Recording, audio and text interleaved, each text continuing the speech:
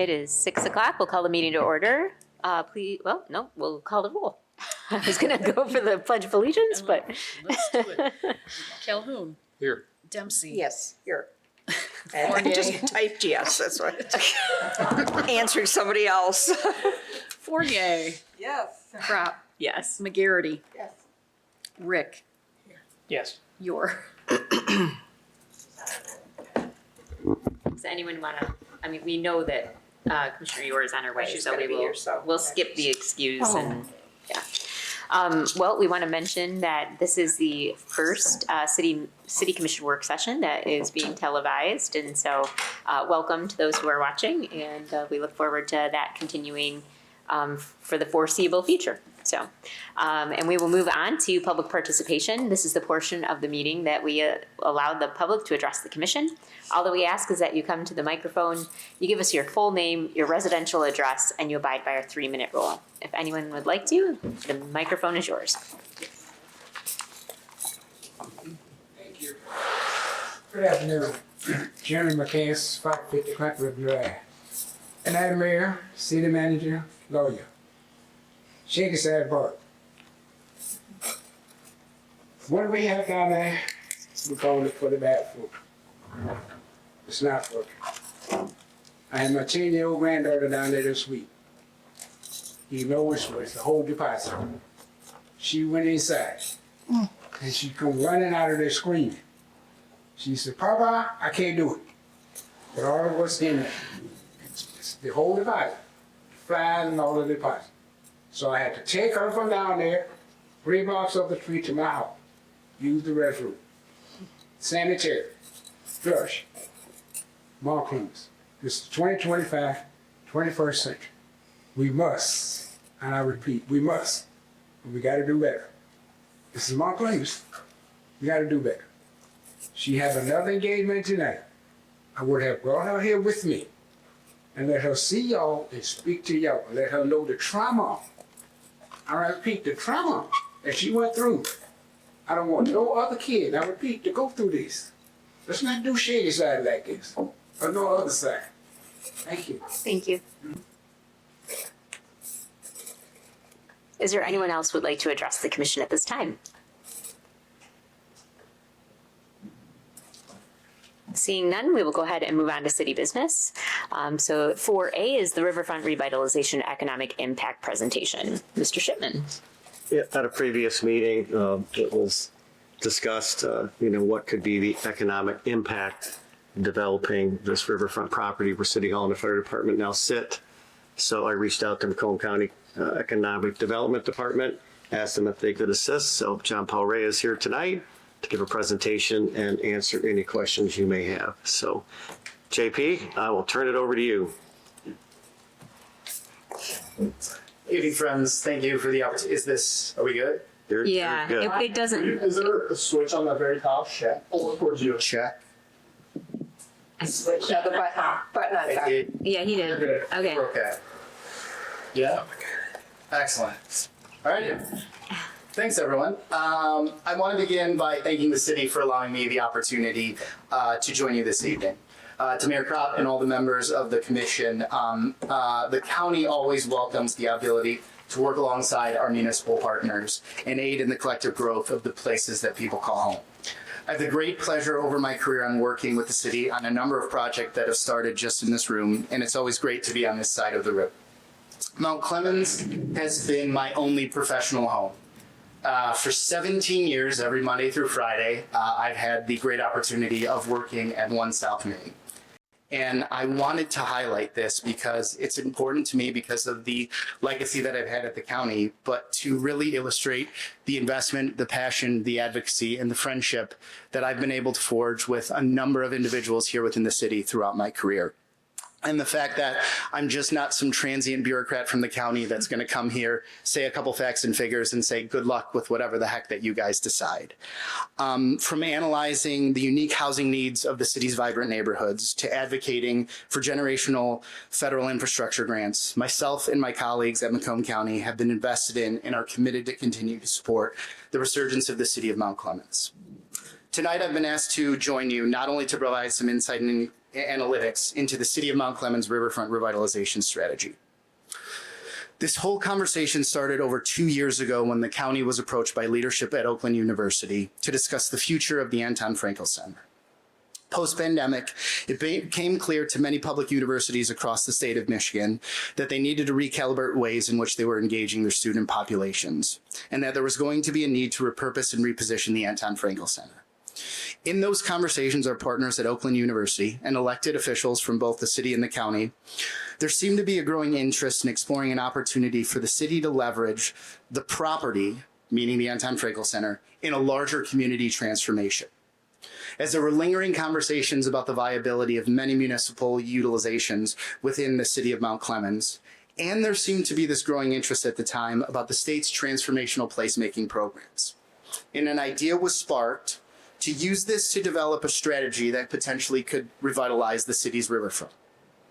Acknowledging that the city could play a pivotal role in re-envisioning both of these facilities under the city's control. Not only the riverfront site that we're at here today, but the Anton Frankel Center in the core downtown.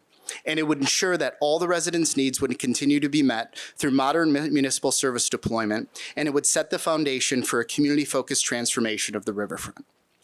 The county was then able to engage the state legislature and a number of state agencies to examine which programs and initiatives that the state might be aligned with this new vision.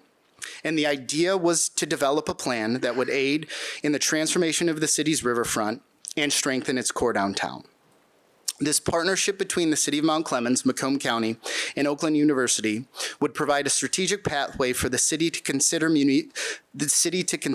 moving elements of its municipal operations to the heart of its downtown, and then allow for the strategic redevelopment of city-owned property on the banks of the Clinton River. This truly unique economic development initiative would facilitate the adaptive reuse of 2 underutilized sites that would be under the City of Mount Clemens' control and allow the city to establish the core elements that would ensure that these sites have the greatest impact on the larger community. And frankly, in my 17 years at the county, I had never seen a community revitalization project that was so well received by the state of Michigan. And after a competitive state budgeting process, this concept received a $2 million appropriation from the state of Michigan. The main reason for this wasn't because a bunch of politicians knew each other. It was because of the merits of its proposal and the sheer impact that a strategy this bold could have on the city of Mount Clemens.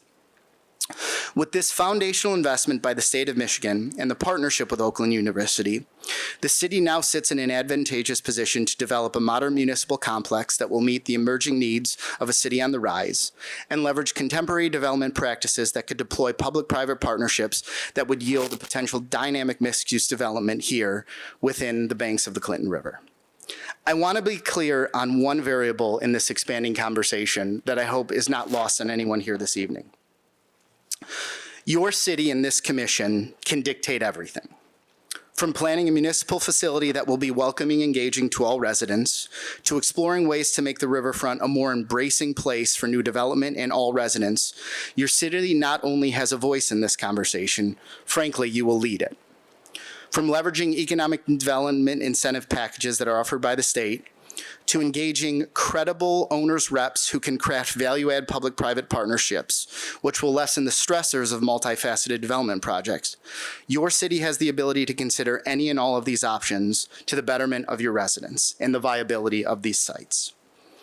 A driving force in these revitalization concepts is the economic metrics behind it. As this concept has been discussed in a number of forums, there have been some inquiries about the economic viability of these proposals. What would these developments look like? How much economic investment could we consider? And frankly, how could this potentially impact the city's bottom line? Well, as we have been working with leaders in the city, the county's been asked to facilitate some baseline economic analysis to establish a shared knowledge base not only with the city commission, but with any potential partners about what this community investment can yield. To begin, the county analyzed the residential market within the city of Mount Clemens, and currently, average monthly rental rates across the city are at about $1,250 a month. This benchmark data point provides us with a core metric to begin to analyze the impact of scaling in rental, lease, or owned units on this site that we are gathered this evening. Our team at Planning and Economic Development then was able to run that analytic through an economic impact modeling scenario using the industry-leading Lightcast economic modeling software. It's a lot of bureaucratic words to say we have some fancy software that gives us some numbers about what this site could potentially yield. A conservative economic modeling scenario was crafted where the city would facilitate a 90 to 100 unit multifamily residential development on this site, along with commercial and restaurant space. Preliminary reports from this modeling indicate that there could be a more than $2.4 million sustained economic impact if a development of that size and scale were to come to market. This development could also spur the creation of more than 6 dozen jobs just within the city that would have the ability to generate $1.3 million in annual earnings. Working with the city assessing and using county tax data, of a 90 to 100 unit development, there could be an approximate total value of about $10 to $12.5 million in market value to that development, depending on the scale of it. Ultimately, this would lead to a taxable value of somewhere between 5 to 6.25 million, which could generate approximately $375,000 to $468,000 in annual tax revenue. And that's just on the residential side. When you look at the commercial, retail, and restaurant space that could be built out here, the site could have a market valuation of somewhere in the neighborhood of about $1 million. And this development can contribute up to $500,000 in taxable value and roughly about $37,000 in annual tax revenue. In total, when you look at it all added up with all the different variables that can be plugged into this, a project of that scale can generate between $375,000 to $500,000 in sustained annual tax revenue to the city. Again, these numbers are based off of conservative assumptions of what this site may yield with a mixed-use development. In hope that provides you with some insights into the potential value and impact of this community asset, it really illustrates how dynamic a build-out scenario could be. This undoubtedly would be one of those choose-your-own adventures. Your city would have the ability to dictate the terms and conditions and use the creativity and aspirations not only of this commission, but of the residents to truly envision a build-out scenario and scale that would integrate appropriately with not only the neighboring residential developments that are to the east, but be a transitional area to the core downtown and be a welcoming and focal point to the river. It's with these resources that the city can begin to engage all of the credible partners to devise a community-driven development proposal. Whether it's for the use of community benefit agreements or public-private partnerships, other communities across the state have leveraged these frameworks to facilitate transformational community development. We've seen similar models take place in Royal Oak, where they were able to use municipally owned properties to not only build municipal complexes, parks, memorial spaces, and city parking. The city of Warren has engaged a conglomerate of developers where they're looking at adaptive reuse of not only the downtown municipal complex, but how it serves not only as a gathering place for their city, but serves the needs of growing presence of General Motors. Novi, Kalamazoo, and Grand Haven have actually facilitated similar proposals with not only look at the impact of community-wide development proposals, but more importantly, bringing in multifaceted developments under public-private partnerships. This is just some baseline information that I'm providing you this evening, but our entire team at Planning and Economic Development is not only more than happy to share all of this data analytics, not only with the commission, but to any members of the community that seek to learn more about what this development proposal could potentially yield. I think the most critical part about tonight's conversation is you are all in the driver's seat. You have the ability to dictate the terms, the conditions, the community priorities, and how you view the future of this site and how it ties into the way that you engage your residents to provide municipal services. I'm just a guy that's worked at the county for 17 years. I assure you unequivocally, I do not have any or all of the answers. But in the many, many years that I have been here and in the many, many proposals that I've received from all of the communities that we have the great pleasure of serving, I can tell you unequivocally that this one has struck a chord with a lot of partners. There are folks that are interested in this because there's not a lot of riverfront property that not only can be in play, but riverfront property that would have the support, the guidance, and the partnership of a city like Mount Clemens. I've rambled for a lot. I've probably let you down a path where you have more questions than answers. But more than anything, I'd be happy to attempt to answer any questions that you may have this evening. And again, if I can't answer them for you, I would be more than happy to bring in a number of my friends and colleagues on the other side of the river. So, Madam Mayor, thank you for the opportunity to be here, and hopefully I didn't break anything yet. Who has questions for JP? He has a lot of words.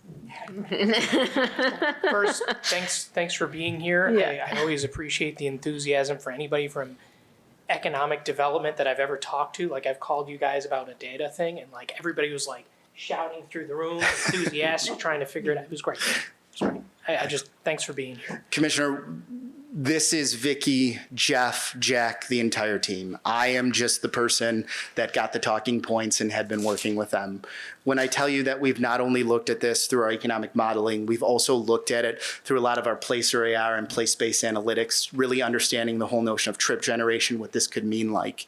And again, it's not from the fact that we're here to dictate what this site will be. It's from the fact that there are merits in this. And it's not many communities that have the ability to say, okay, if we want to provide or build out a municipal complex that will meet the emerging needs of our city, but we have an asset that we can maybe transition to be more aligned with where we see market demand coming. That's why I think there's so much interest in this conversation, not only from all the residents of the city of Mount Clemens, but I really think it struck a chord with a number of folks in the development community. One point that I think is worth highlighting is I don't think there's any intention of actually having whatever developed go all the way up to the water, because the boardwalk and area there, that is park space, and the intent is for that to remain park space, as far as I know.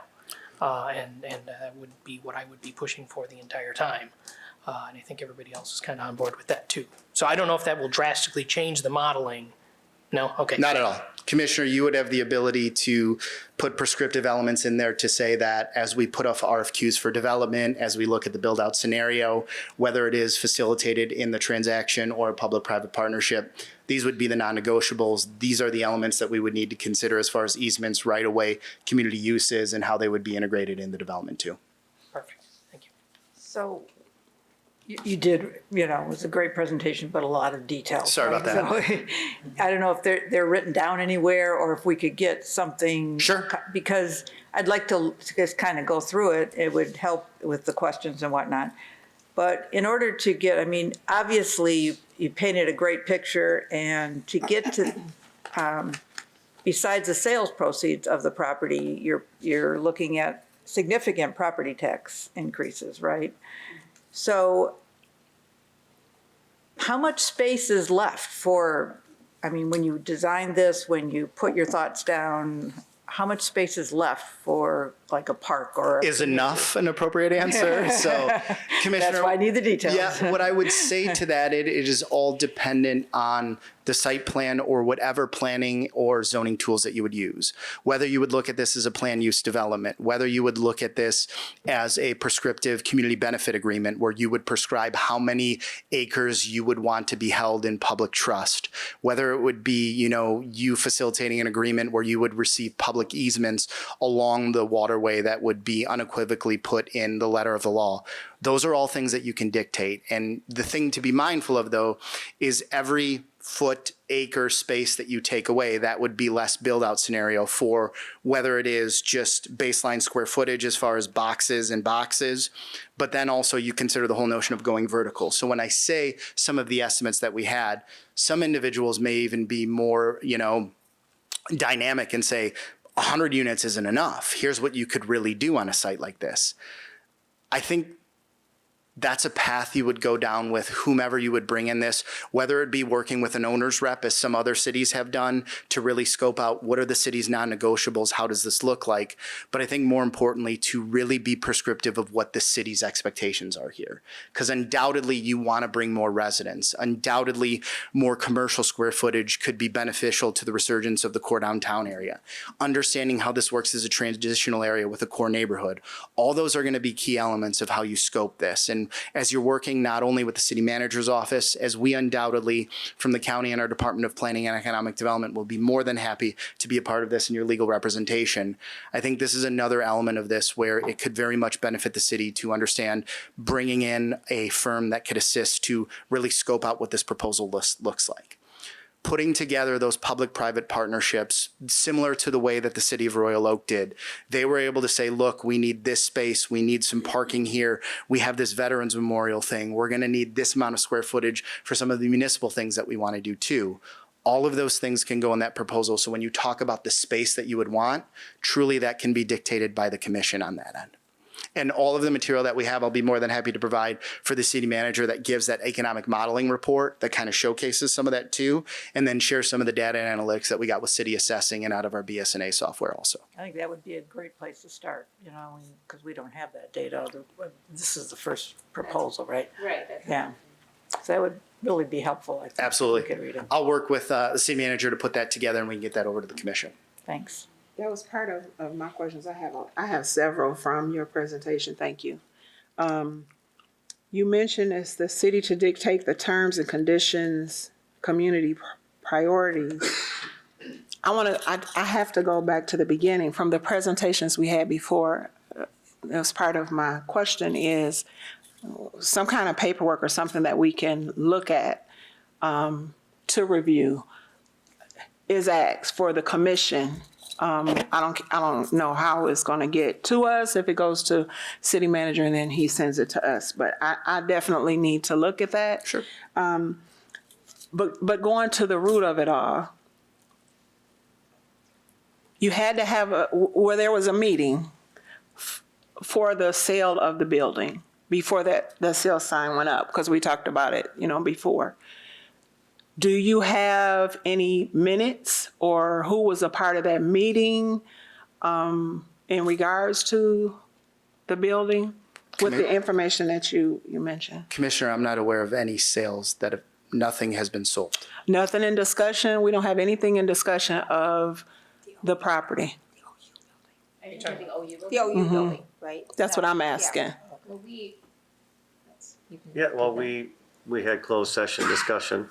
Right. Yeah, are you talking about between the county and OU? Yes, because it was, remember, God, I don't remember, maybe about maybe more than that, a couple months back. It was that you and Sheriff Hackle had a conversation about the sale of OU. My question is, going to the root of all of this, do we have any minutes or notes? Because right now, it's hearing without having any paperwork. That's what I'm asking. Do we have any? I guess I'm just a little bit confused. So we have a purchase agreement between the city of Mount Clemens and OU for the purchase of that building. And right now, we're in that 60-day, due diligence period. And so during that time, one of the things the commission wanted was to discuss this, right, what the economic impact could be. The other one is an assessment and feasibility study of the building, which is ongoing. And I sent you the work session agenda, and that will be on the August 20th work session. So we have the purchase agreement, which is also like the estimate, right? Is this also including the fire department and the police station that we talked about? Like, what will that cost and all of that be? That's going to be part of the assessment feasibility study on the 20th. So we don't, and we have how many days, you said? It's a 60-day due diligence period, so that takes us to September 1st. Okay. And there was a provision for extensions in there, I believe, for 30 days. So September 1st. And when is that coming? August? August 20th. Okay. And you mentioned, sir, who's interested? There's some people interested in this property. Who's interested in this property? So we've received calls from a number of development firms that have not only been interested in the build-out scenario, but have been working with the county, even our space needs assessment. The county currently is working with Plant Moran Real Point, that is one of the nation's most respected development consulting firms, as we have been working not only on our own facility use assessment, we've also had conversations with them about how this would look with municipal complexes across the city. They are the firm that has worked with Royal Oak. They're the firm that's worked with Warren. They're the firm that's worked with Grand Haven and Kalamazoo and have done this in in other areas. So their network is vast and wide. And while, again, they would be one of them, the city would have the ability to facilitate whether it's an RFP or an RFQ to understand who you would bring on board, that whether it's from an end user or developer that would manage this development. But again, that would be dictated unilaterally by the city. So far, we haven't hired Brent Moran. In no means, shape, or form. You have. I'm just telling you, we've been involved with other developers that are interested in what's happening in the city. They heard about it, and so they called you. Yep. And said, hey, what's going on? This has been in the paper, this has been discussed openly, and I think that's one of the things where it's starting to get around. And it was mentioned this will bring 6 dozen jobs. This is from the retail and proposed, Yeah, thought so- about restaurant Yep, or when you whatever. look at potential square footage that could be built out, that whether it's a full-service restaurant, whether it's office, into the mixed-use development, when you look at the size of a site like this, the economic model says that there's an opportunity to create up to 6 dozen jobs in a development of this scale. Again, Commissioner McGarity, you're absolutely correct. Skepticism in any type of model because figures go into some type of algorithm and it spits it out, but the model that is used, the software, it seems to be pretty reliable. And even some of the benchmarks that we put together on the front end seem to really seamlessly integrate into some of the assessing data that we got from the city too. So I think it's a safe assumption to work in. But again, it would be dictated on what the city would allow there. If you want to just look at this predominantly as a residential type of development, that would undoubtedly scale back the foothold as far as what would happen on the build outside there. So we got less than 3 weeks. I think we have more than that. Yeah, we So you can, said September 1st. but we can extend it. There is a provision in there for a 30-day. Yeah, A 30-day extension. I just have a lot of questions when he was talking, and I don't see, and this is only from nothing on your tent. This is only from past practices. So I'm writing the questions down as they're coming. I mean, there's nothing in front of me, but that's why I'm asking the questions. I had a lot of questions. Sure. Okay. Go ahead. All right. Commissioner, so, I'm here all night. all right. So you, Oh, JP. yeah. Yeah. I pictured this being the restaurants or apartments here on the waterfront. But we have a concern that came when I first came in as commission over a year ago with the Clinton River. It was Mr. Rufus Jones, who lives on Clinton River Drive, who said he can't go out on his boat in his backyard because of the debris and he can't safe passage through. You can't get past Shady Side because there's trees. Looked like a house or something was there, but trees and so forth. And so if this is going to be a place where, like you said on the news, where boats can drive up to the dock, we gotta pay to get the river swept up first. Is that gonna be part of the plan? Well, the other end that comes from the lake is wide open, obviously, and the one problem coming from that direction, is the weir too, right? I mean, that kind of stopped boat traffic from that side. That's really the biggest, and that's not going away, because that's what, controls the river flow and the flooding and. So it's only one way into, you said, to the lake. Better Yeah. path is from the lake. Yeah, Yeah. definitely the best The path. easier path. So have we? Well, and the deeper, but we could also, the person who controls the riverway is not us. It's the drain commission, and that they have authority over the river, and so that would be Commissioner Miller's office, who has been working with the Army Corps of Engineers as well to dredge and all of that. That's been talked about for years, but we don't have any control over that. I mean, So when That's that's what I'm saying. So when the resident brought it to our attention, now I'm learning. So when the resident brought it to our attention, there's nothing we can do about it because that's not the city, right? Is that what you're Yeah, saying? and so she got some grant funding a couple of years ago with the help of Denise, I think, too. And they did do a lot of work with getting tree removal. And I think you remember there was a pretty good log jam at Shady Side. They got that out of there. So she's looking, anytime something comes along, she's going to get that grant funding. And they do. She's not saying this, but I was out on the site, and what they want to do is move the weir.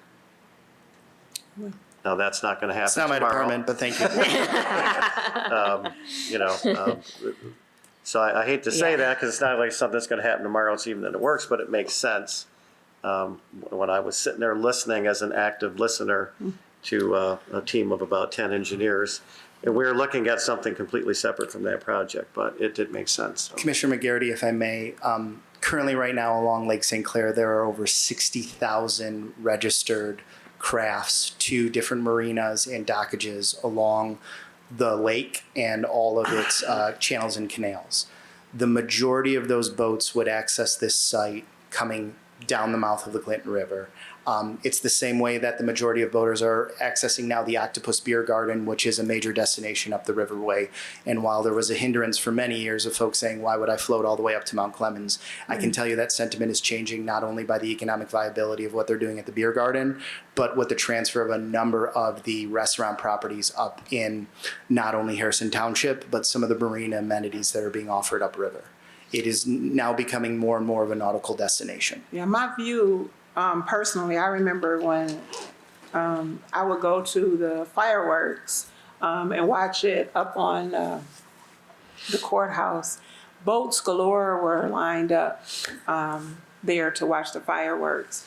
My concern again is what I see, and which is right at Shady Side, now knowing it's not, the city don't have anything to do with it.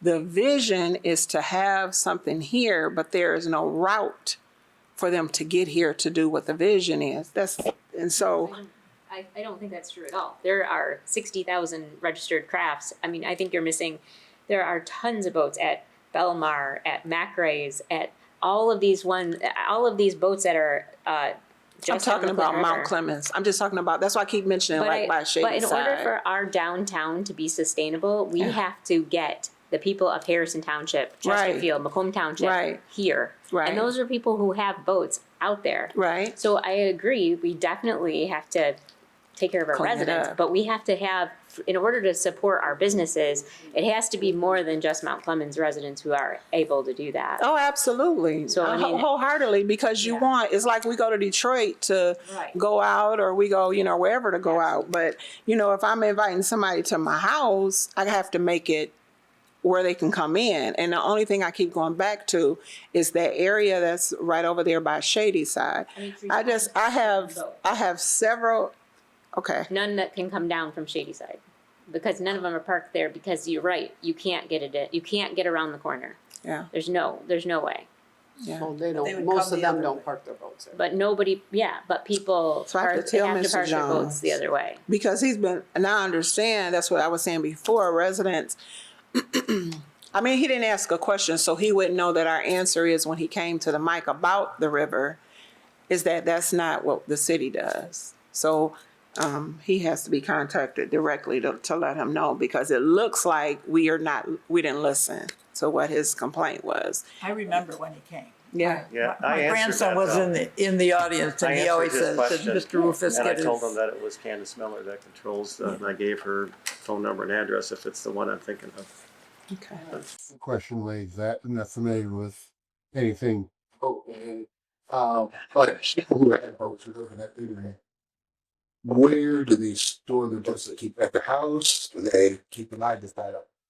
The people by Shady Side over in that area? You would come down from that way. Would it be at your house? I know families along Wellington Crescent, Clinton River, that side, not the Shady Side. But they might keep a boat at their house, but it's not easy access, so most of them keep their boat at a marina. When we used to go, I'm sorry to interrupt. When we used to go, and about 10 years ago, before we had our cottage, we could access around Shady Side. Sometimes you had to get out and push your pontoon through because of it, but it was pretty, it was still navigable. But there were people who were just on the other side of Shady Side who had boats, because as long as you could make that, it's the curve. You know what I'm saying? Like right around. Yeah. So as long as you're, what is that? North, I guess.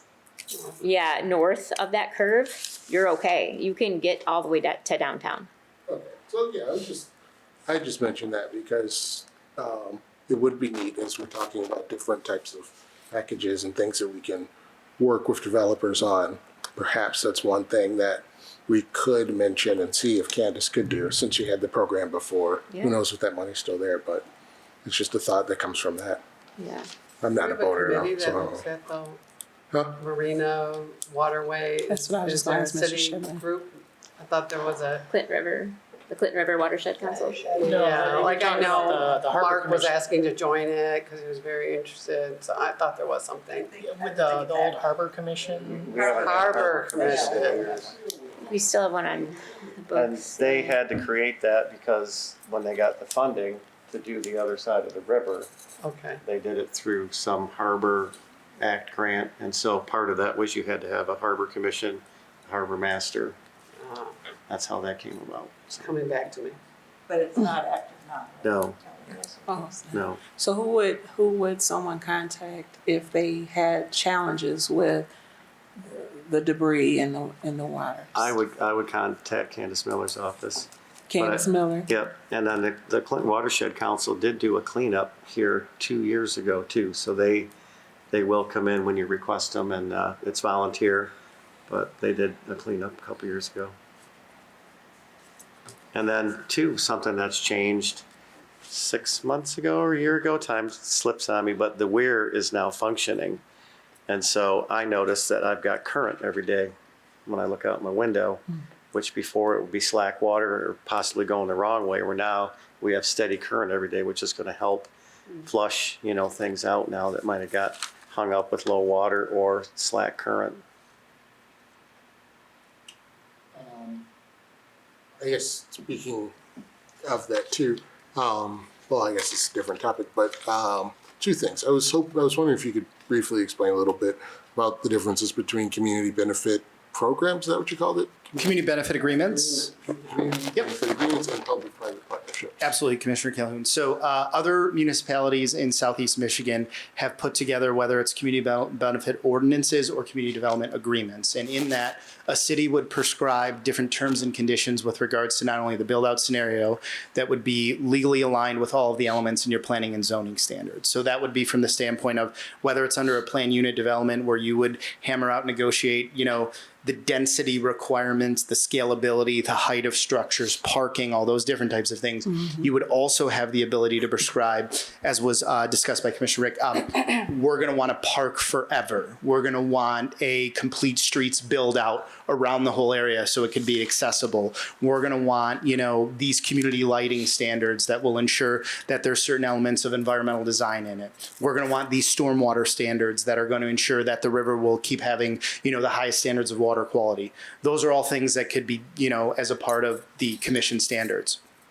The other part is using models similar to, again, I'll say what the city of Royal Oak did or what Bay City has done with public-private partnerships. So, through the city administration, the city would have the ability to issue RFPs, requests for proposals, or requests for qualifications stating that the city seeks to engage a development entity or an owner's rep that would be able to build out a phased development strategy where we would want these elements in there. Multifamily housing under these types of rates and conditions. Mixed-use development where we would yield retail, restaurant, or office space. That more or less is on a proposal basis where the community benefit is more aligned with your planning and zoning standards. So the city of Detroit has been very active in their community benefit agreements and what they do with their economic development team down there in the city of Detroit and a lot of the community outreach that they do on that side. Probably one of the most prominent ones that's been in the press is what Henry Ford has done with their community benefit agreement with their $1 billion investment that they're doing downtown. Similar things have been in the works as far as some of the other developments that have been happening, not only in the city center district, but a lot of their neighborhood districts that they're doing on that end too.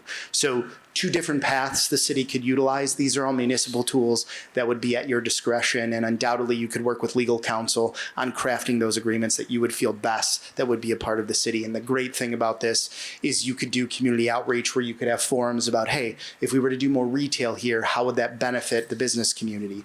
You could look at it also of, okay, if we were to do multifamily development here, how could we ensure the units that we would bring to market would be in line with the state's housing strategy so we can maximize benefits that would come into MISHDA? How can we ensure that it's workforce housing? How can we ensure that we're maximizing any incentives that we would be able to seek through the state on that side? So again, I alluded to it as a choose your own adventure, but again, You all get to decide. No one's telling you, you have to do it this way, you have to do it this way. This is what you got to build here. This is how it's your city.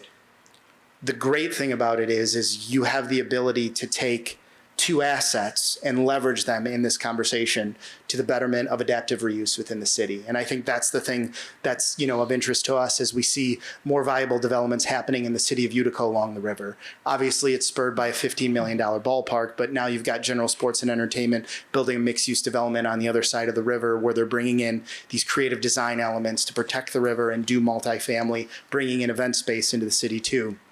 Similarly happening in the city of Mount Clemens with the Chaldean Community Foundation and the multifamily development that they're doing, bringing in a tremendous amount of incentives from MISTA. Sterling Heights, sorry. Not here. Sorry. I'm like, that would have been nice. Yeah, that'd be great. Sorry. In Sterling Heights on Van Dyke. That is a riverfront piece of property.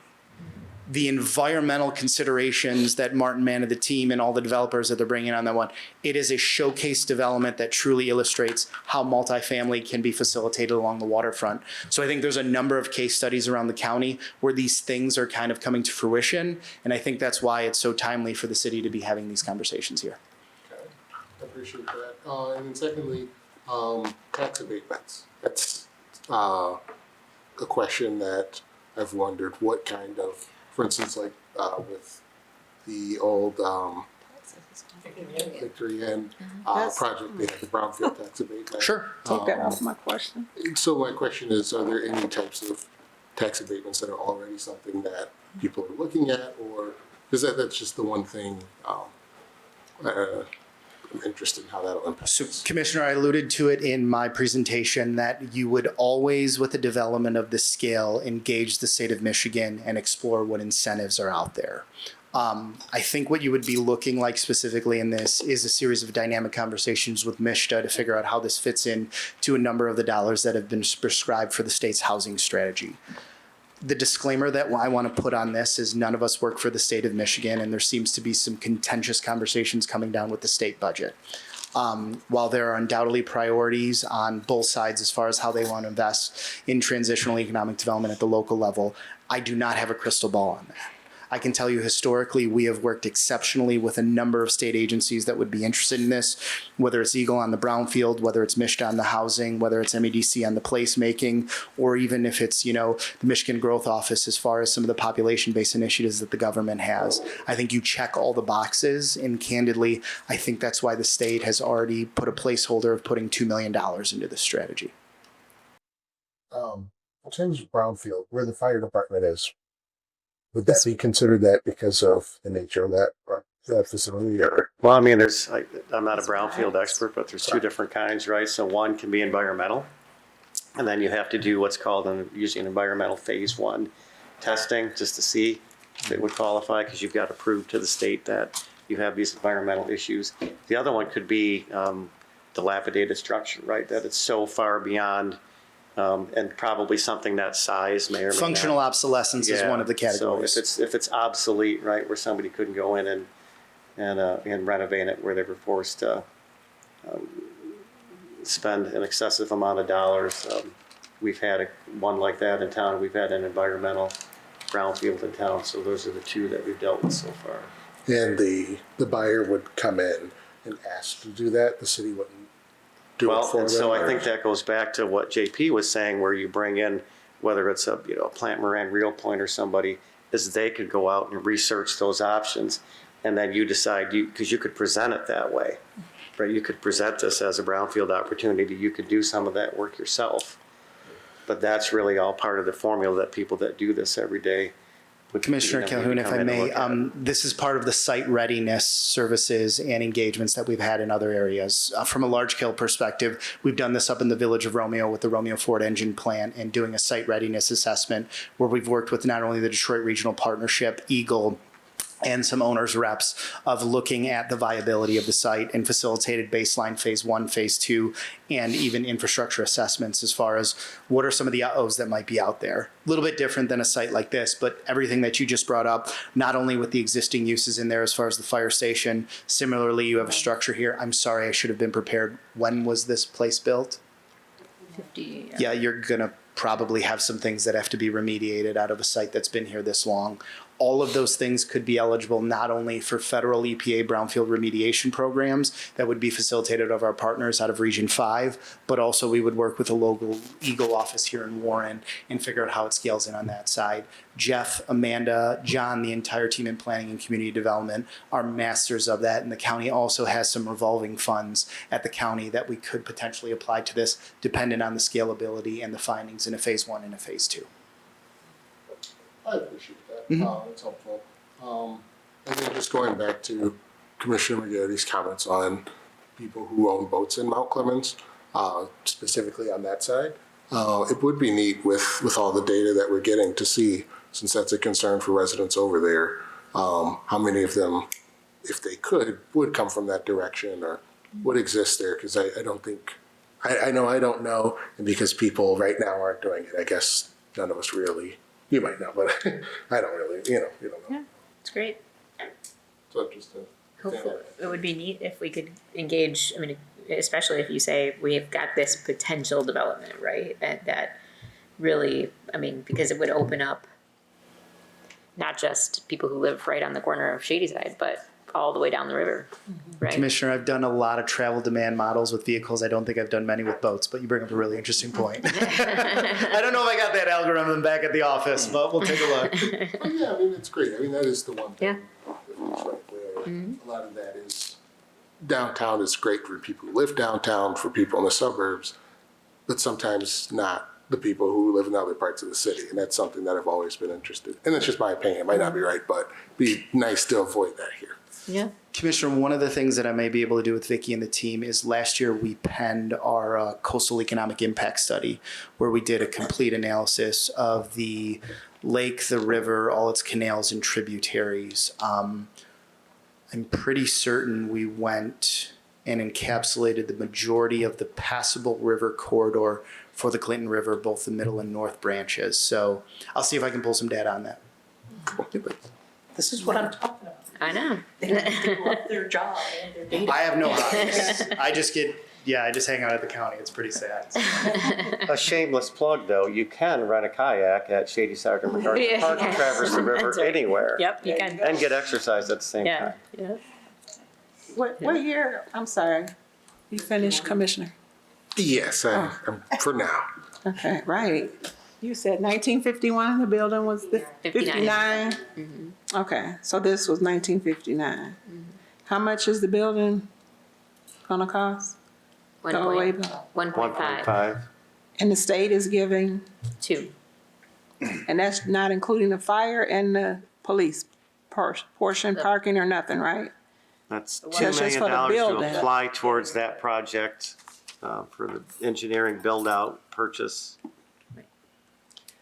That doesn't come out of the 2 though. Yeah, it can. Yeah. It can? Yeah. It can. So we basically got $500,000 to Yeah. use Build out. for engineering the build out. Okay. I just, I don't know, I'm old fashioned, but most of our houses, well, I shouldn't say most because I don't know. They're beyond 1959, and the beauty of it is you save it and you fix it up and you capture the history. So my fear is that we are losing our history here in Mount Clemens. I don't like comparing, but I saw the train station in Detroit that was a project of, should we tear it down or what are we gonna do with it? And they saved their old stuff. I remember we were talking about the streets when I first came in November, and some people were like, can we just save New Street where the bricks and just only that part of downtown not be moved? So my concern, or what I'm seeing, is we keep tearing down our history in Mount Clemens. I'm glad that little trailer or that garage by Park Place Towers is still on Saturdays having the mineral bath water, because that's the history of Mount Clemens. So what I'm basically saying is, we in a building from 1959 and we talking about $2 million just for, not including the other stuff, just for the building. not including the fire, the parking, and the police, to leave this because it's an older building and might need some work on it. Am I correct? But also because without this building here, then we can develop it into an area that will support the city's vision, bring in. And that's my pro and con. So we have somebody that's gonna do that. So let's say we don't, because my question was, who's interested in the property? So we don't have that answer. What is the purpose for leaving a building just from 1959 as opposed to, fixing it up and saving our history in the city? I think part of it is the value that this land, this property right by the river is valuable. If we were somewhere else, maybe it would make more sense. But because it's right by the river, there's a lot of potential. And we can capitalize on that potential if we get out of the way. And I understand, because I have a lot of concerns here with you. But that's the idea, is that we can, because this land is on the river and right downtown, we can capitalize on it. And not only would we get funds from the sale of it, but we would have continuing support via property taxes, and that's huge. It is going to cost more money moving over to Oakland, because it's 1.5 to buy the building, then we have 500,000 to do all the studies and whatnot. But we still are gonna it's gonna cost us, we don't know yet, you're going to tell us that as you get closer, or as we get through all these different things. But it isn't gonna be cheap. I mean, we know that. And that's important to hear. We have to get that in the equation to understand what it's gonna cost us. We have to know. Us, yeah. Because that Victory Inn that I was so excited about coming down was supposed to be Going back up. Yeah, going up to bring a little money or what have you in here. And now the answer is, it's not our building, it's someone else's. And now, I don't know if you guys are aware, but now the cry in that community is, we got people coming by ticketing us about our high grass and stuff in the yard. And that grass is high crazy, covered up by a fence that was supposed to be erected at a date that never happened. So we're tagging our residents. Teresa, what are you gonna do about it? I can't do nothing by myself, because it has to come to vote of all of the commissions. Please bring it to the city. City don't care. So now we're talking about, if you can understand where I am, we're talking about building another building away from this, because it's supposed to bring money in, but we still are looking at a blank land that we told the residents that was going to be erected, and it's past date. And not only that, they're suffering because they're looking at the grass. I went and picked, and yes, I'm saying, because I don't, and it's not a brag, I'm just going to lay facts out. I went and picked paper up one day because I'm tired of riding to church and I'm seeing visible trash and bottles and whatnot along that street. And I thought about it. People stop on Saturdays to get that bath mineral. They line up, right? They line up behind Sorrento's, all the way behind the county registered deeds building. People see that. This is our city. So I went and picked up the bag of trash, tied the bag of trash up. The next Sunday, because it was on a Saturday, I think the next Sunday, because it wasn't the next day, it looked like nothing ever happened. Who owns the property? Who's supposed to fix it up? Where's the building that was supposed to be there? So we're doing the same thing, I believe, just from our own past history. Is we're saying, yeah, we need this because we could do this, and I get it, it would look wonderful. But is it a promise? Who wants to buy this property? Are they ready to write it and start? And when are they going to build? Or are they going to do what they said they did with Victory Inn? That's my concern. Can you give us an update on Victory Inn? Sure. So let's just start with if there's trash and grass over there, that falls on code enforcement. That's easy. They got to cut it and they got to pick it up. I just would remind everybody too that building was, for years and years, I spent 25 years here in the fire department, a huge source of crime, drugs, right? It was not a good situation over there. And then there was a fire and it sat there boarded up for years, and it became even worse. Tearing it down to me was a blessing in disguise. But so they had money coming from the state in allocations. They have another portion that's supposed to be allocated in the next budget. either way, he said whether he gets the allocation or not, he's starting construction this fall. So it's this fall. Fall? Because he didn't get the money?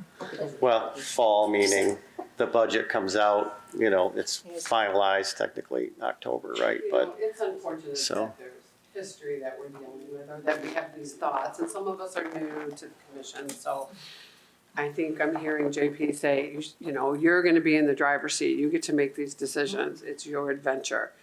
But yet we're wondering, really, how much do we have that ability to Right. control what happens after we start this piece in motion, saying that we do?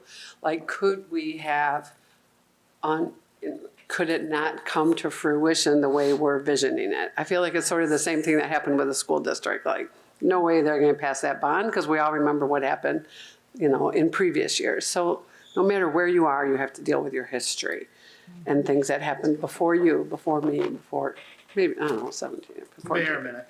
Yeah. So I think those are fair questions, and I don't know what would make this situation different than other ones that have maybe not turned out the way we thought they would.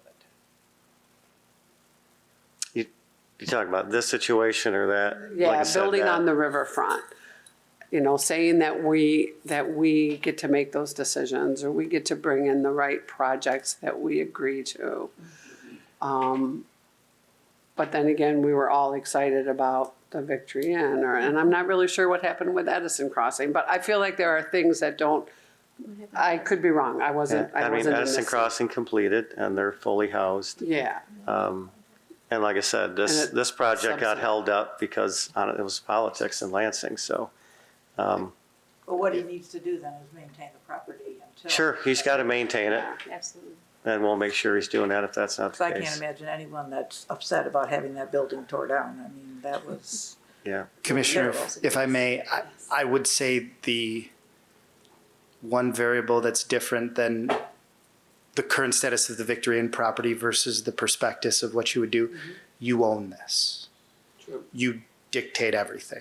If there is a performance standard, a metric, some type of analytic that doesn't meet any of the city's expectations, that's why you not only have this board that represents the city, that's why you have outstanding legal counsel, and that's why you would seek advice and counsel of all those individuals to protect the best interests of the city. but once we sell it, it's not ours. I mean, once we sell it, unless we have a million conditions in there that legal can put in those documents, it is their property. I mean, I sold umpteen lots in the city of Mount Clemens recently, and some of them are actually getting houses built on them. They weren't the houses I would have built, but I can't do it, you know, for a lot of reasons. And but they're new houses nonetheless. And so once we sell it, it is gonna, the developer that buys it, it's gonna be, But I think Their that's property. the difference, is the key is, like JP is saying, is to put those stipulations in and make sure it's this community benefit agreement or a public-private partnership.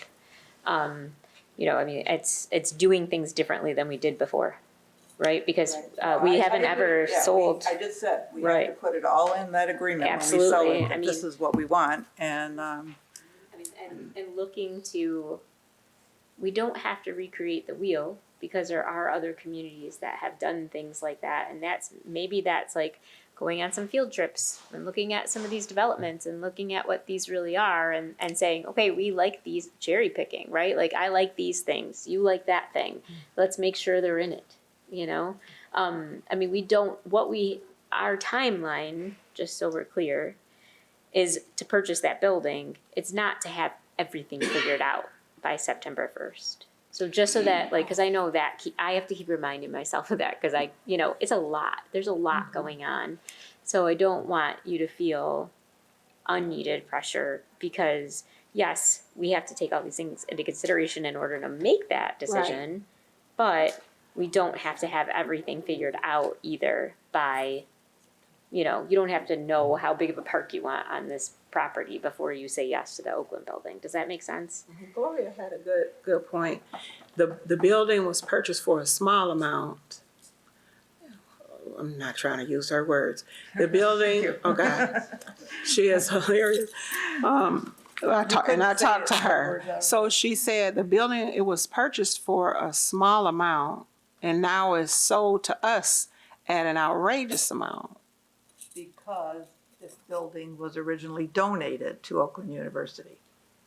So who set that They bar? didn't pay it, they didn't pay And for the it. city put in $1 million No.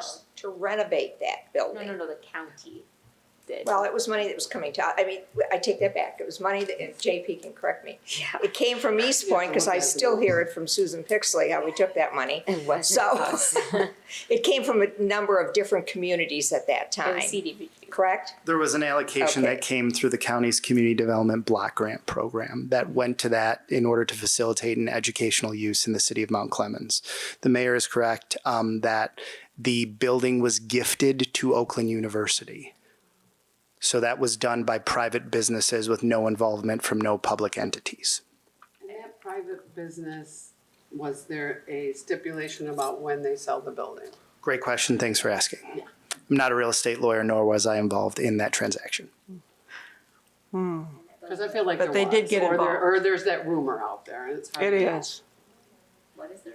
That there was a when they gifted it to Oakland, that business, private business, however we want to define that person, there was a stipulation about when they sold it. It would be in They the could contract. only sell it back to the city or to another educational, or it couldn't exceed a certain amount or something. Were there any? Yeah, I mean, that's something that you'd have to ask them, I mean, and their attorneys. Well, apparently there isn't, because Right. nobody else has stepped up. Yeah. So I think one of the things was, I don't know if there was stipulation that the people who gave it to them, they would have first right to get it back if Oakland decided they didn't want it anymore. Could be. But I don't think there was a stipulation it had to be educational or anything like that, or city. Oakland University's legal counsel, financial team, and president's office has been intricately involved in this, and there is an offer on the table for the city to purchase it. Right. And Right, that's what which we'll we get know. to. That is Yeah, all that that is the paperwork. We know that the is the legal paperwork. standing right now. And the paperwork we have, you saw the paperwork. Well, The purchase agreement. The purchase agreement is the paperwork. Well, that along with the other information that we asked, I would ask that it's all at one time so we can look over it. Because the question, it's just, I'm sorry, I have too many questions. We'll be here, and we got time because I ate before I left. Till a little while. Well, I do. JP, you're gonna send everything do. in writing. I'll and send you everybody all- can review it, and if you, Sure. could you come back if we needed to do that I- again, or we can?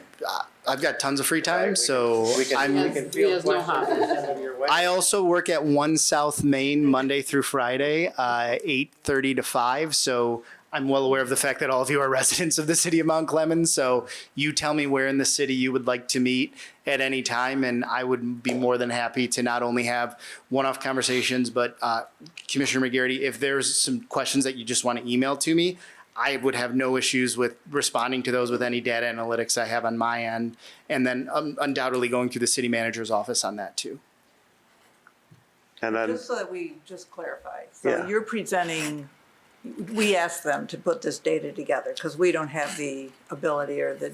Correct. the- Our team at Planning and Economic Development was asked to facilitate an Yeah, economic okay. model for a potential build-out scenario. The data that I will send to you will be the economic report that we did in the Lightcast economic modeling presentation.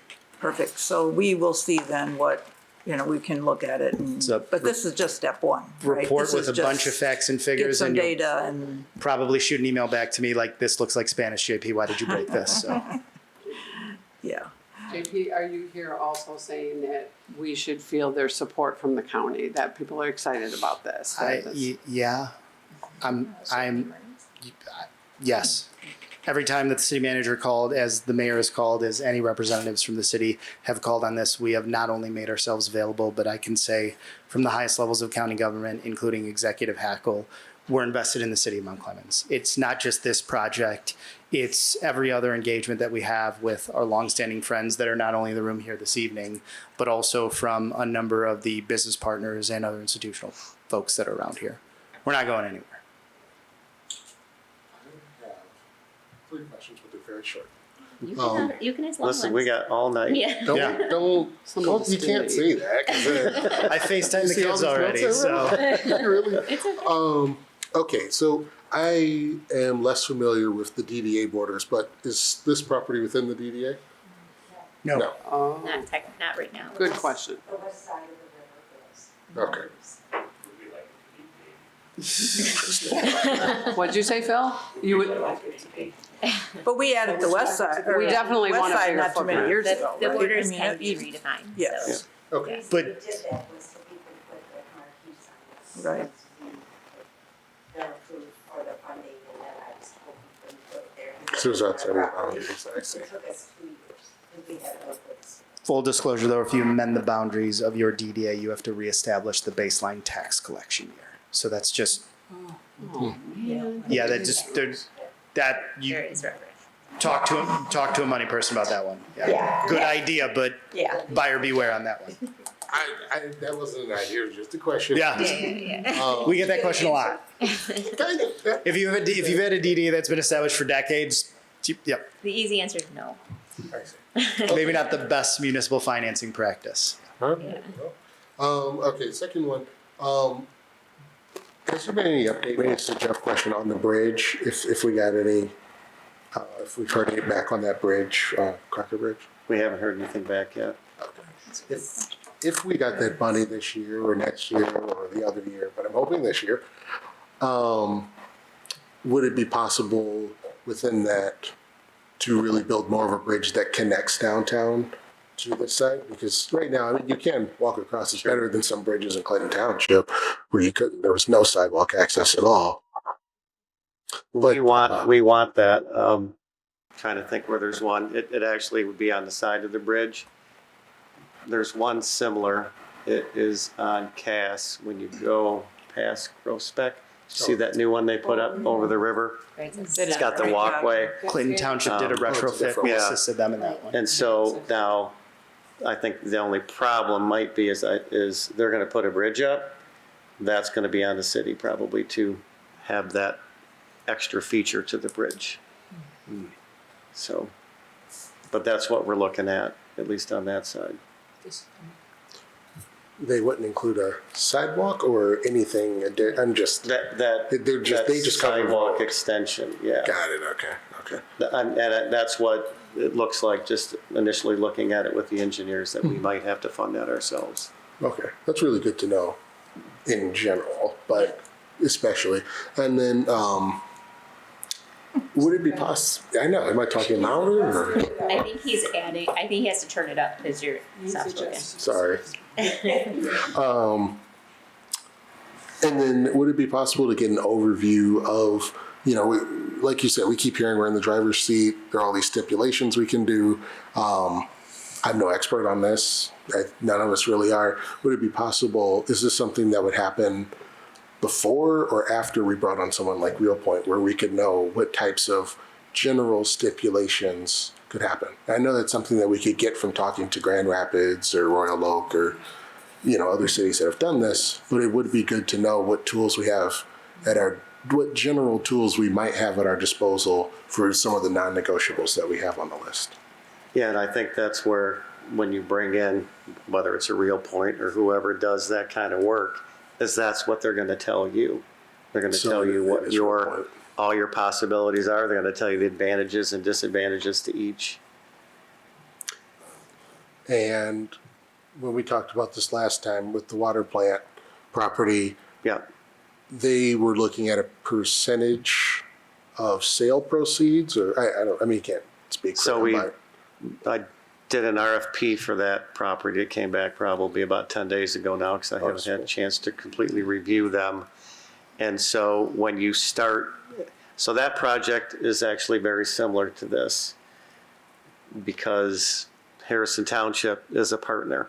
Harrison Township, even though they don't own the property, has all the options that we have if they partner with us, right? So all the things we could do with this property, Harrison Township could do with that property if we partnered with them. So that there's a whole lot of options. And then that one actually has potential to be a regional project, which now involves a lot of people and a lot of different funding sources. But But it was just, yeah, so what, because we're starting early, right? Because that plant's not going to be tore down for 2 years. The idea was to start this process now because it is so involved. And so their bid came back with an initial, and it's the way you do the RFP. You can ask them to come in and do this on a percent. You can ask them to do like on an hourly basis. So it's really what you put in the RFP. So this one, I wanted set pricing with a percent. So anybody that bid came in with a percent, and then they came in with pricing for that additional work. Because there's two parts to that, right? You've got all of that fact finding and all of that initial things. And then you've just got the actual listing and sale of the property after that. So most people came in with phase 2, we'll call it, at a percent, and then everybody else had a set fee for that initial 2-year period. But that's the way we drafted the RFP. So it really depends how you draft that. thank you. Okay.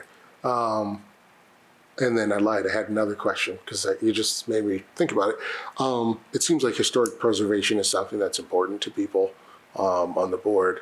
So that it would be neat to see that as a part of this process, just like with those bricks or with other things, what can be done, because it does seem to be something that a lot of residents feel is important, and I think it is worth addressing in some meaningful way as a part of this discussion.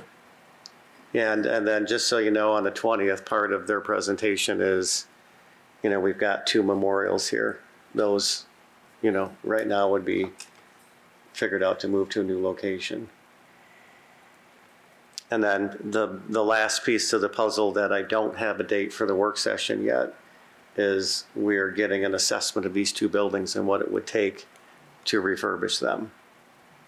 Because you're not sitting on 2 brand new buildings here, right? I mean, we know the roof's bad here. We know the HVAC needs to be replaced. We've got, single pane windows that are leaking. We have a lot of leak problems here, Asbestos so. style. Yeah, of course, anything that's old, you're gonna have asbestos in the buildings, so. And then fire department's got its own list of problems as well, so.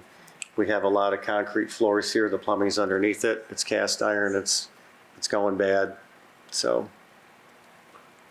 This might actually be a little bit outside the scope of this conversation, but our bond rating, is that impacted by the amount of, by our assets?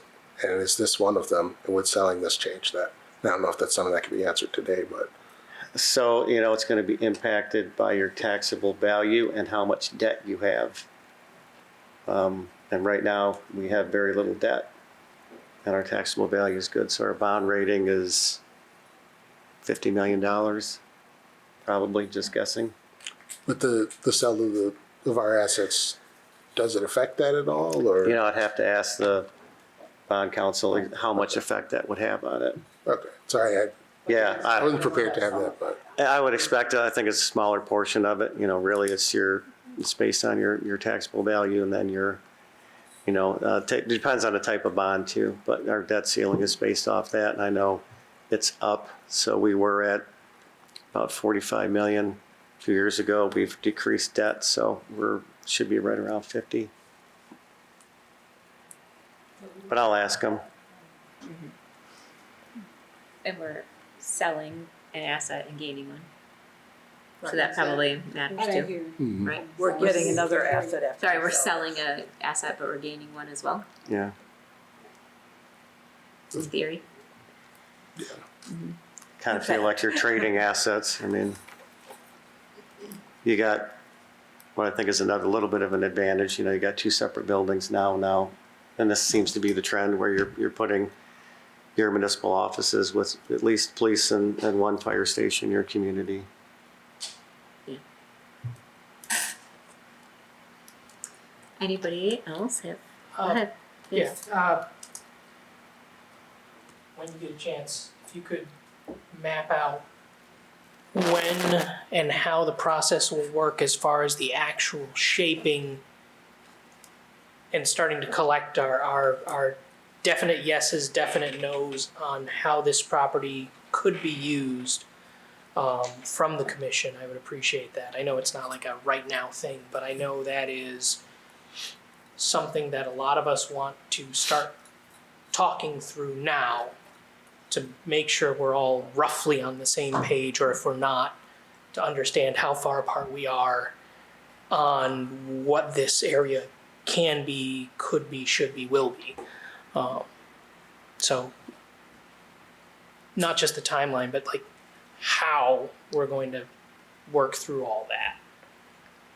And then too, you know, when they come in, they, meaning whoever gets chosen, if we do an RFP, they're going to give you, you know, a best use analysis. And they're going to list that, you know, in order of what you could put here, you know, in order of the highest benefit, next benefit, next benefit. Yeah.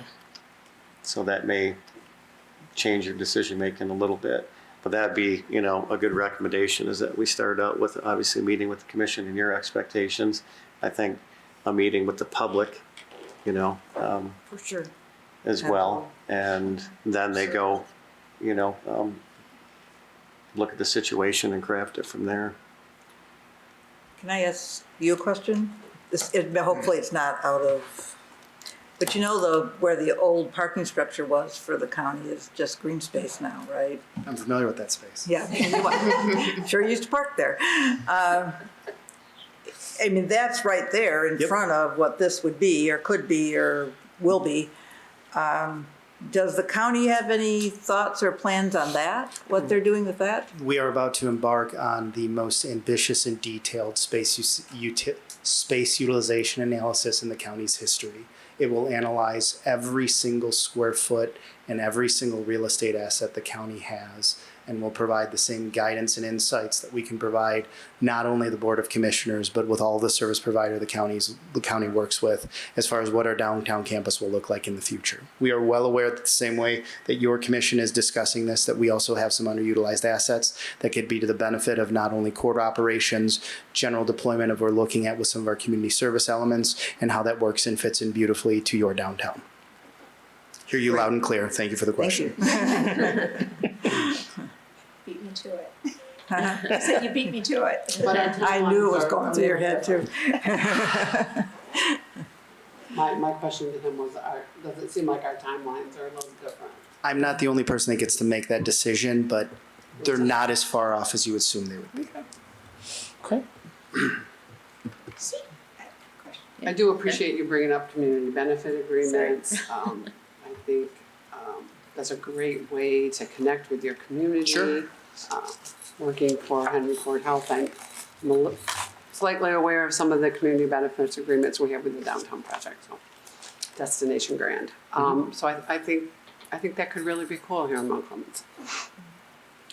This is probably for our next meeting, but will you have at that time a total dollar amount of what it's going to cost us to move into OU with everything? I mean, will you have a complete breakdown of the dollar amount that it's going to cost and how we are going to get it, or where the money's coming from? When you say move, you mean the actual, there won't be any breakdown of moving stuff from here to there, but Well, I think years ago there was an analysis done on that, how much it would cost to upgrade that building. no, to we're a- getting that. We're gonna. No, that's what I'm talking about. Yeah. So Excuse me. you're gonna get an analysis, and I actually asked them to provide more than one option, because obviously you can do a basic plan, you can do an upgraded plan, or you could do a Taj Mahal plan. So I asked them if they could provide more than one model.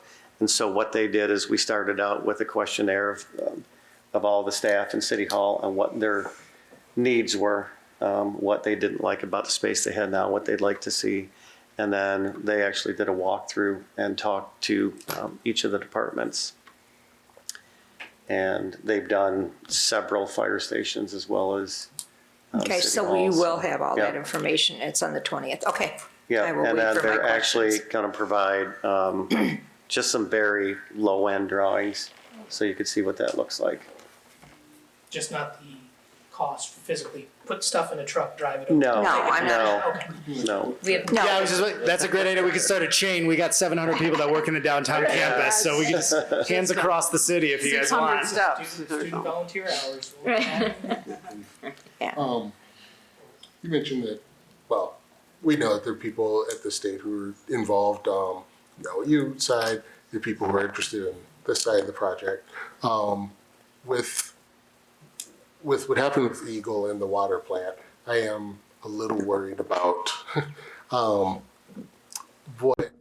I guess, who at the state, is it just the legislature that was interested with the appropriation we got as a part of this whole reimagining what downtown could look like, or are there specific departments that are interested in, let's go down here? With regard to the appropriation, there were a number of local representatives, primarily through Rep. Menser and Senator Hertel, that were the two legislative champions on this one.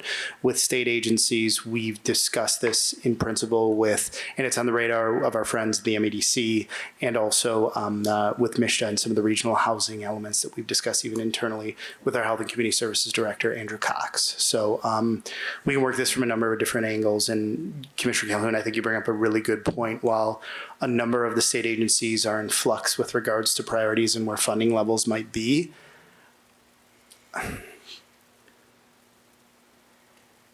in the 17 years that I've worked at the county, for whatever reason, we find ourselves in a very advantageous position at the state of Michigan, whether it's with whatever local priorities we are partnering with our municipalities or ways in which we are aligning our local priorities with state programs. I'm not saying that that's a promise for a bunch of free money from the state.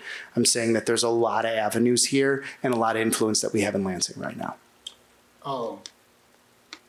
Regardless of what happens in 2026, there will be a new administration.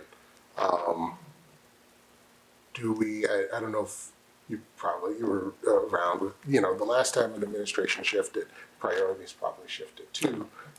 Could that impact this in some way? Or do you think that, obviously it could, but how much of an impact do you think that'll have? Great question. Thanks for asking. Yes, I would be foolish to say unequivocally it wouldn't. Sorry to put you on the spot. You didn't know. It's a really interesting question. I don't think For instance, like the MEDC might change how they. the MEDC changes every day. So, and I guess that's an editorial comment. So the views expressed by this deputy county executive may not fall in line with the views of the state of Michigan, but Sorry. we can navigate those waters. Yes. Okay. Thank Yep. you. That's, Yep. Okay.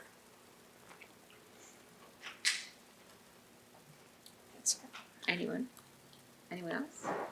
So that's what I did over my summer vacation. I hope this was helpful. This is not a one-time shot. I'm not going anywhere. This has merit. This is a feasible strategy, and this commission, along with the voices of the city of Mount Clemens, have the ability to dictate this throughout the entire process. This is a tough decision to make. Undoubtedly, you're looking at the way in which you will provide daily services to your residents, but you will also embark on what quite possibly could be the most ambitious private development that will happen in all of our collective 10 years in this city and in our county seat. These conversations matter, and I think it's a testament to the way that you've approached this. The other thing that I very much want to applaud are the efforts of the city administration. We get yelled at by a lot of city administrators. Greg has been a breath of fresh air, not only understanding the complexities of this, but doing so in a way that protects the best interest of the city. None of us are here with any agendas. None of us are here with any, quick deals that we want to pull. No, we all are embarking on this, and this is the first step in what will be a very, very long journey.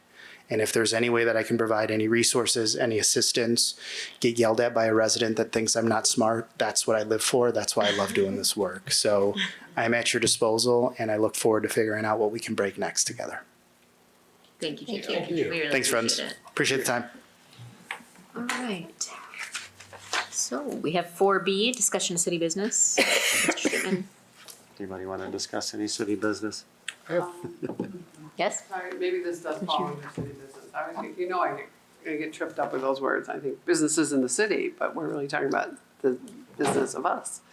I'm sure there was a lot of thought put into the work session dates. And I have a potentially really hard stop with the August 20th. I'm in Lansing for something with work. I'm curious, does anybody else have a conflict? Do we want to make sure we have enough people? The August 20th work session is a Wednesday. And if nobody else has any conflict, then it's just me. Let me see here. I also have a conflict now. I have a class that's at that time now. Oh. That starts that day, so I'm glad you said that. Yeah, and I'm sure it's not easy to pick dates. I mean, I sort of hate to bring this up, but just wanted to have an awareness of who could be there and who can't. I was just trying to get it done early enough so you had time to process the information. Of course. I know Well, I will be here. I want to do that. Yeah, dude, I I have it on my can, calendar with no conflicts at this point. So. me too. I can be here. And we already have something before the Monday meeting. There's already an agenda item for 6 p.m. on Monday, the night of the meeting. Yes. So then this one would be an additional meeting on Wednesday night. So the 25th is too late, It's not too late, but I mean, because we that can the due extend, diligence you period. said. There's, I believe, a 30-day extension in there, but the due diligence period for the 60 days is September 1st. So trying to get the information to you as quickly as possible.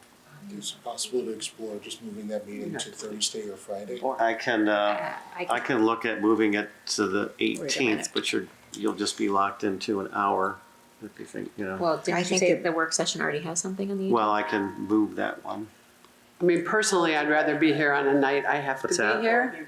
Not have to, but that's already on my calendar. Yeah, I'd be rather be ready. here longer than to. And didn't Rob say that we could, if we need more time, we can delay the actual 7 o'clock meeting? That does the general meeting doesn't have to start right at 7 if our work session before it continues on? I think you could proceed a little later. Okay. maybe. Or could we start it earlier than 6? Yeah, I mean, typically I'd be like, oh, but I'd be willing to do that to get everything in on one night. I can see the importance of not taking it past the 20th. Like, that's just making us all anxious. And if you have the information, you might as well share I it. mean, unless the 19th work? The 19th would work for me. Does it work for you, Commissioner McGarity? I thought no, okay.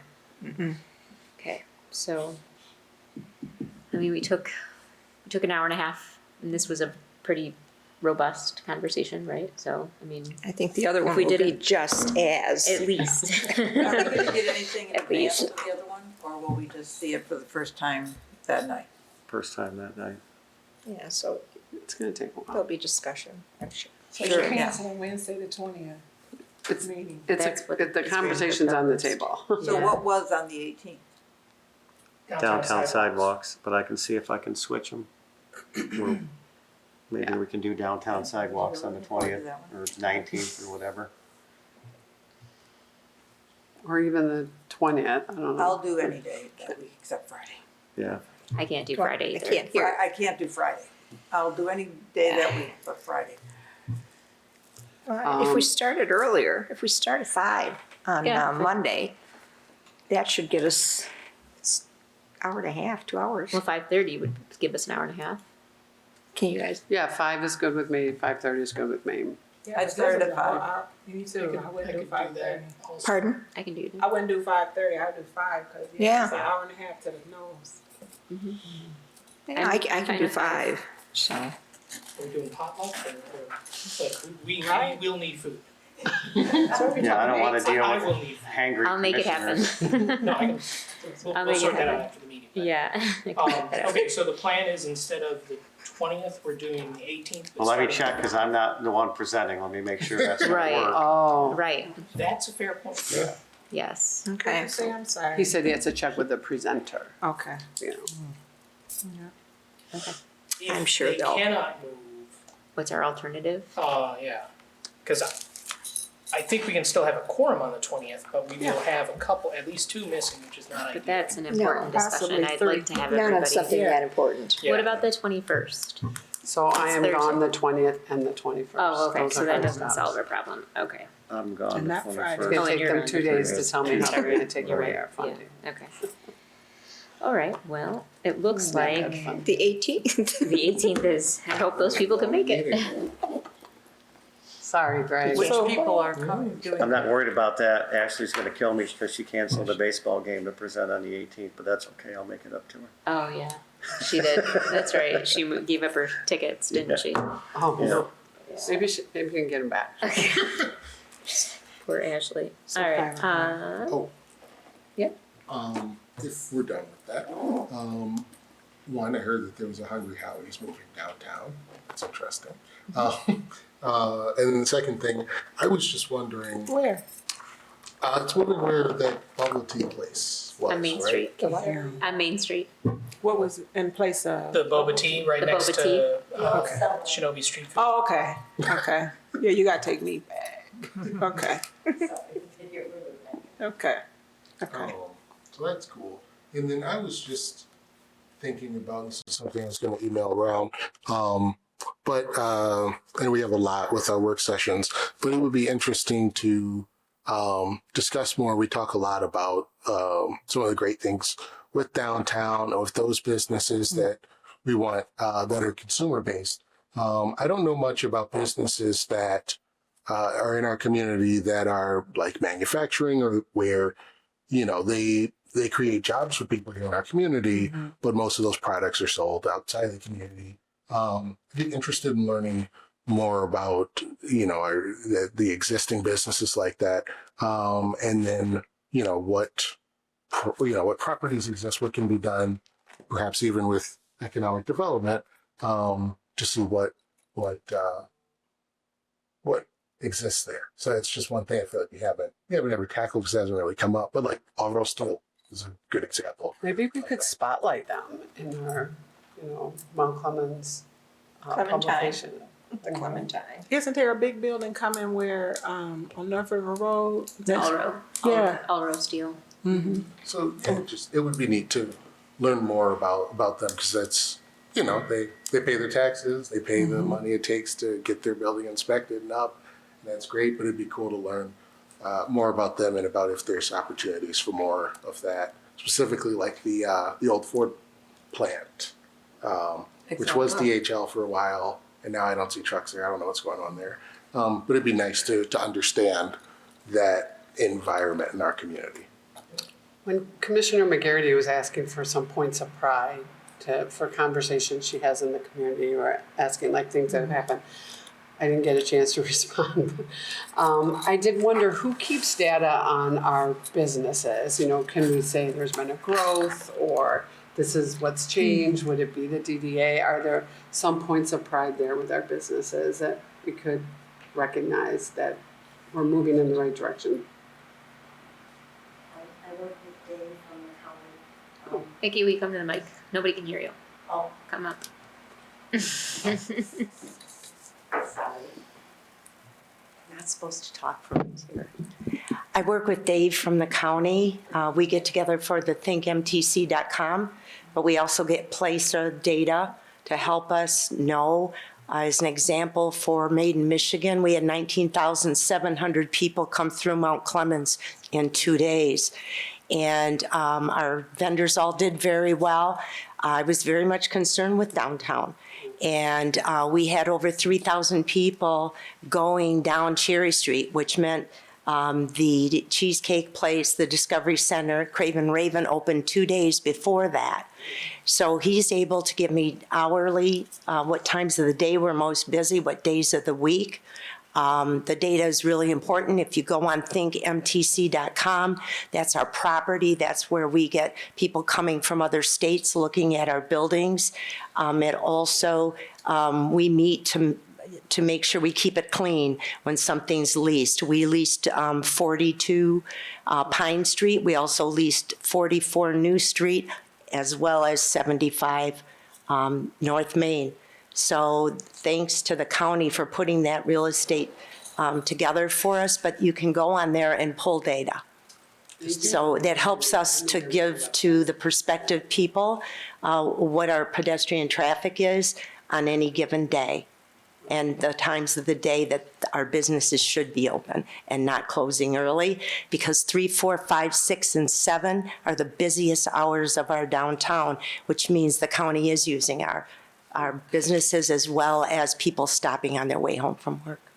Is Think MTC just downtown, or is that the whole city? ThinkMTC.com. Oh, no, yes. I'm saying, does that just show properties downtown? It's just 4 square miles and 4 square blocks. So it's the whole Yes. city? Okay, thank you, okay. Yes. Cool. But the leasing data is only maintained for downtown. Right. Yeah. So, But they can, if we ask them, like I'll ask them after the fireworks. 'Cause how it- many people came into town. That's an agreement with the DDA and the county, and so that's why it's maintained that way. okay. So yeah, it'd be cool to learn more about that, which I was at that meeting where they talked about the Placer AI data, which was cool.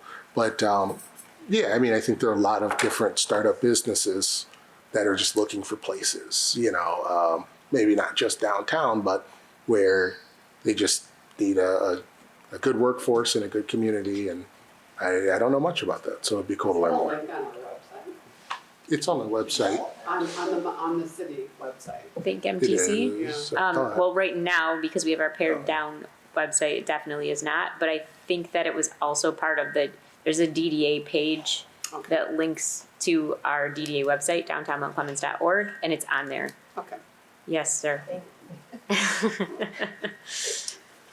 All of your community data analytics are linked to the Think MTC site. So there is a series of story maps that not only illustrate economic metrics, community metrics, and also provide information, whether it's with workforce, median housing, and business mix. So all that's in here. The Placer AI data is continually updated through the work that David and Mickey does. I think it is a foundational partnership that has paid tremendous dividends on understanding the value to vendors that are coming to town and to local businesses. With regards to some of those larger industrial, we're actively not only facilitating analysis to potential clients that are coming into market, but are well aware of not only sites within the downtown, but around the county through the real estate community too. Awesome. Thank you. Free of charge from the county. Commercial ad. Oh, we could, Yeah, you're right. We are paying for that. Good question, thanks for asking. Now you got you. there's a comeback quota there. of getting yelled at by somebody. There is some baseline that we can Don't worry about that. Excellent. All right. You got another one? No. Oh, okay. I moved Excellent. to adjourn. Oh. Oh, no, it's Commissioner Cowles.